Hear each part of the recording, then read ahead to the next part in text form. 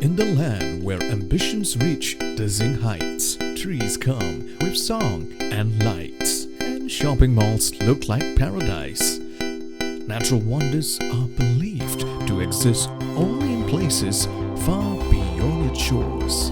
But Mother Nature's biggest fans know that there's more than meets the eye. Come, take a walk with them in this series as they expose the raw, wild, and unseen secrets that Singapore holds.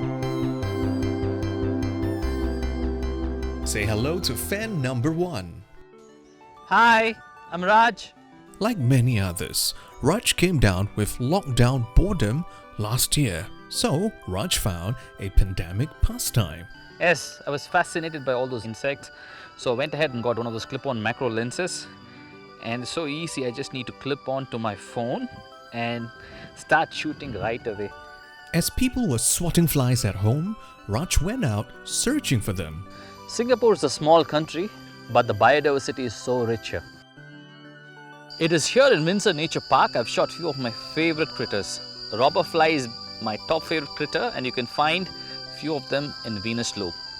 You can also find the fascinating longhorn beetle, has a long antenna, and you could find them climbing on old trees. And third, I would suggest shoot a lot of colorful jumping spiders.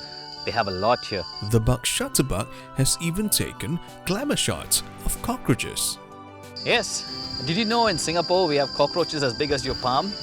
So they're so big they would scare you. Yikes! Sounds like something out of a horror movie. So a lot of people are scared of creepy crawlies like spiders, and they're even disgusted with flies, right? When they see the macro photographs that I take, they go, wow, they're super fascinated, and their fear turns into amazement, and all this kind of turns into respect for nature and biodiversity in our island. Okay, wow. I've got to admit, that look pretty cool on camera. When I'm out here in nature parks, always treat this time to feel and connect with nature. When I'm getting close with these insects, it really helps me understand their traits, their behavior, and their beauty. It is electrifying to look into 4 eyes of the spider. You would see 4 staring at you, and there are 4 more around it. Must be handy to have that many eyes. Anyhow, while enthusiasts like Raj celebrate the tiny, other nature photographers have their eyes on the bigger prize. Meet this man, Grove. Mangrove. This is Elliott, man and fan of the mangroves. Mangroves refer to the many different types of trees that are adapted to living in coastal and riverine areas. So you can find them right here in Pulau Ubin or even on the mainland in places like Khatib Bongsu, Sungai Buloh, and even Pasir Ris Park. Some of the animals we can find in mangroves are otters, monitor lizards, tree-climbing crabs, and mudskippers. But the real superstars of the mangroves are naturally the, drum roll please, the wild crocodiles. Once wiped out by hunting and rapid urbanization, these crocs have since made a comeback and are often seen in the Sungai Buloh Wetland Reserve. There's one time I spotted about 4 crocodiles in one day. So it's kind of like my superpower. Every time I come here, I spot at least one. Most of the ones I spot about 1.5 to 2 meters, but sometimes I get some really big ones, like 3 meters plus. Saltwater crocodiles can go up to 6 meters or even longer than that. My word, that's longer than a taxi. Even though crocodiles are really large reptiles, it can be quite hard to spot them sometimes because they camouflage so well. So the trick to spotting them is to look for them on sandbanks, along rivers and mangroves. Just please remember to keep a safe distance from them though.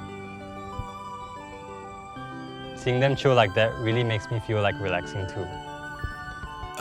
You're taking a nap here.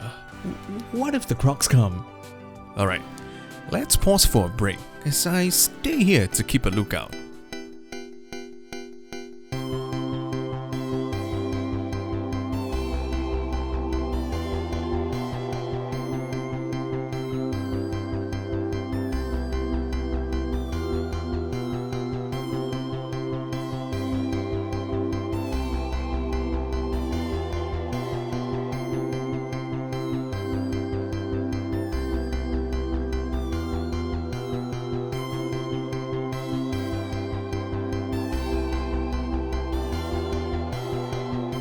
Hello again. I see you've met our third guest. 4 years ago, this award-winning wildlife photographer said adios to the corporate world to answer the call of nature. Not that call, this call. Do you hear that? That's the Sunda Scoop Saw. They're tiny owls with prominent ear tufts. Ooh, an owl. Where is it? Can we see it? Stay quiet and listen to them. Ooh, right. Sorry. You just need to follow the sound and you should be able to easily see them. In fact, you don't need to go deep into the forest. They can often be seen around Pasaris, Bukutima, and even around the Mandai area. You just need to have a keen eye. Got it. Avoid distraction. You really got to focus if you want to see them. And also watch your step. The ground is very uneven. Oh, is that it? Oh nice, you spotted the Sunda Scoop Saw. Now all I got to do is to find a good angle to shoot the owl. It's so tiny and adorable. Can I get back on Instagram now to post about this? Yeah, of course, spread the love for nature. Hopefully there'll be others who'll be inspired to fall in love with nature too. Ooh, what a day. We took some great photos, but this walk in the park was, to be honest, no walk in the park. How do you guys keep doing it? It's not always about the beautiful shots. It's also my process of connecting with nature. Maybe that's why they call it passion. You got to be really crazy in your head to do what I do.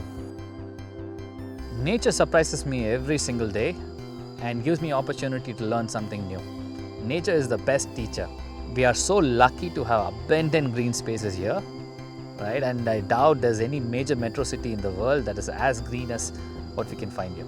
So being out in nature really helps me to recharge, and I just love being outdoors in general. But doing photography helps me to communicate environmental issues and also raise awareness about the amazing wildlife we have in Singapore.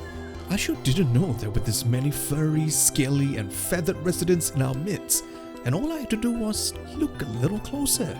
Thank you guys for opening my eyes to the photogenic splendor of this city in nature. And that's all folks for this episode of Wow Over the Wow. Goodbye for now and see you in the next one.